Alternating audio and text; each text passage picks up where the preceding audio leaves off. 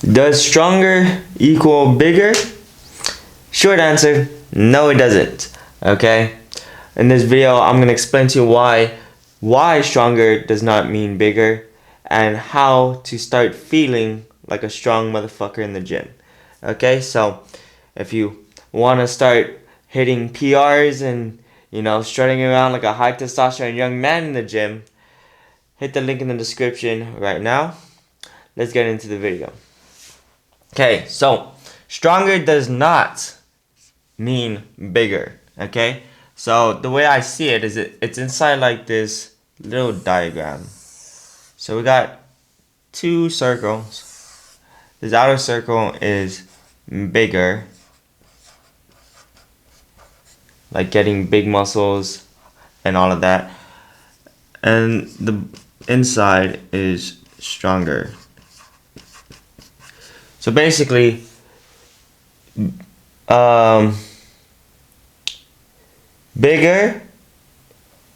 stronger equals bigger. Like you can get stronger by being bigger, but you can get bigger by being stronger. You know what I mean? That's how this diagram works. If you guys didn't know, but yeah, so bigger also could mean you got stronger, but it doesn't mean stronger does not mean you got bigger. Okay, that's a tongue twister. You guys don't. So basically, what I'm trying to say, the evidence behind it is like, just look at powerlifters. Just look at powerlifters. They look like that versus actual bodybuilders.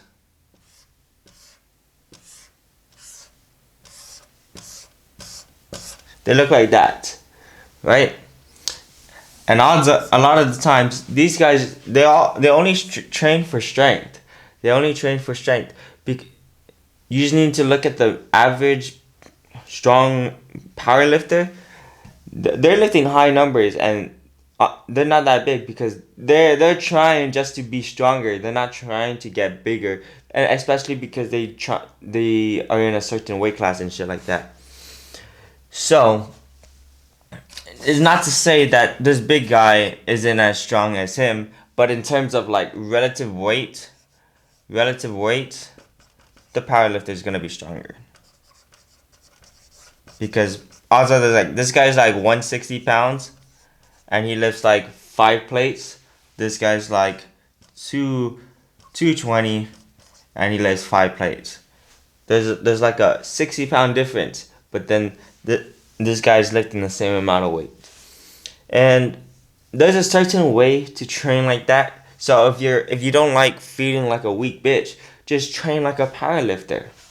Okay? This is something that the powerlifters got right when it comes to strength, because you guys got to realize your physical strength, your athletic strength is correlated with how much testosterone you have. More importantly, your androgen receptivity. So basically, their hormonal health is actually better than a lot of people who are just straight up bodybuilding, because bodybuilder is a average bodybuilder has too much. They go to the gym like 6 times a week, doesn't prioritize recovery. One of the greatest things you can learn from a powerlifter is recovery. You see them in the gym and they do like one to 2 reps of the deadlift and then they go on their phone for like 5 minutes straight. It's recovery, right? Because strength really goes down if you're not recovered. You could check it. Like that's why dynamometer is so good to test your recovery, because it tests your strength, your grip strength, and if it's weaker than what it usually is, your odds are you're not recovered. You just need to look at it from the powerlifter's perspective. A lot of the times they don't even they only hit a PR probably once a month or something like that. And when they do, the few days before is like rest. They're not lifting at all. Okay, because rest is that important. So if you want to get stronger, train like a powerlifter. Okay, so number one thing that they do is they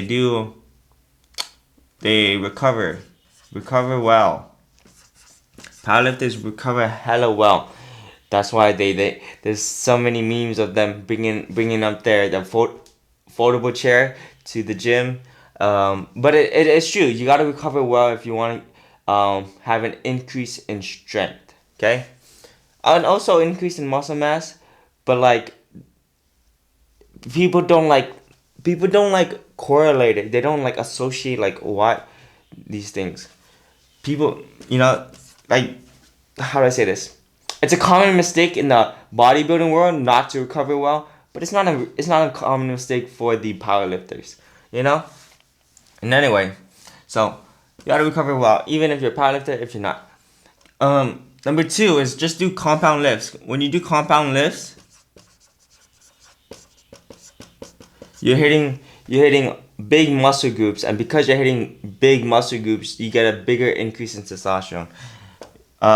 So yeah, you get a bigger increase in testosterone when you hit bigger muscle groups.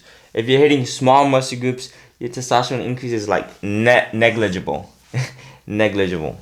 Okay, so your testosterone usually spikes like this when you hit a big ass muscle group. So like the quads, your legs, uh, your your big ass back. You know what I mean?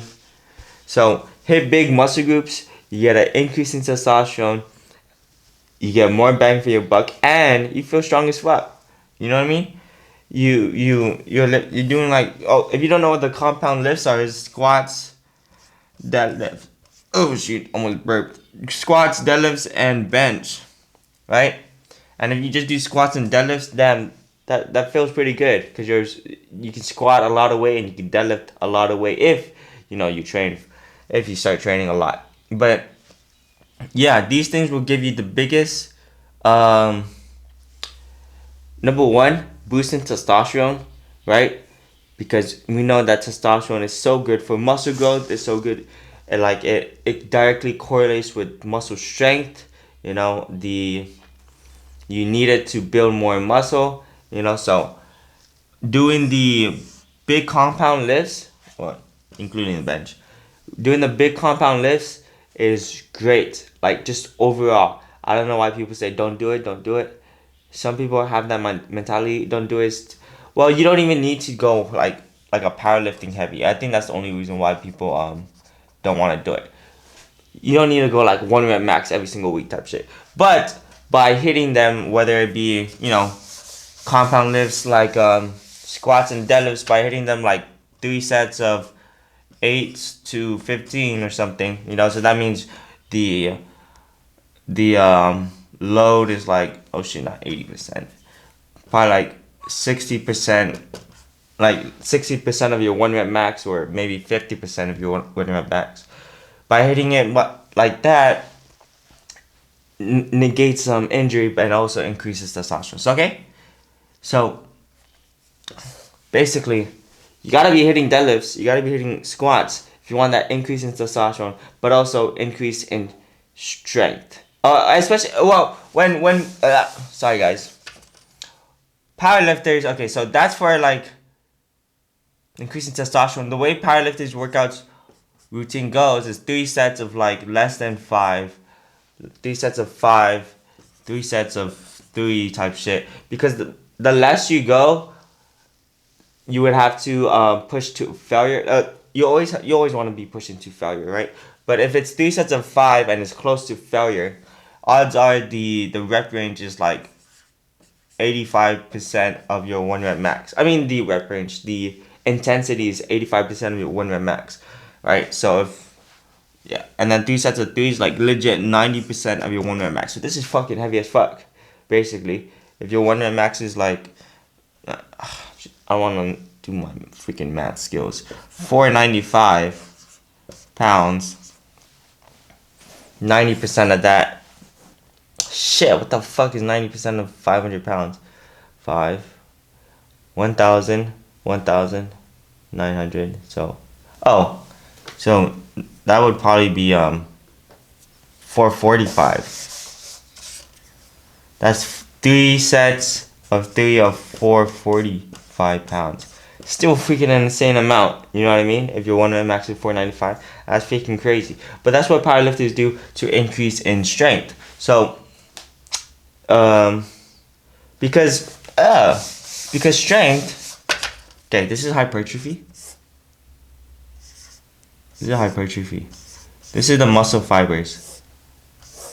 Muscle fibers, basically in hypertrophy, what hypertrophy means is to have an increase in size of the muscle fibers, right? So the size of the muscle fibers increase.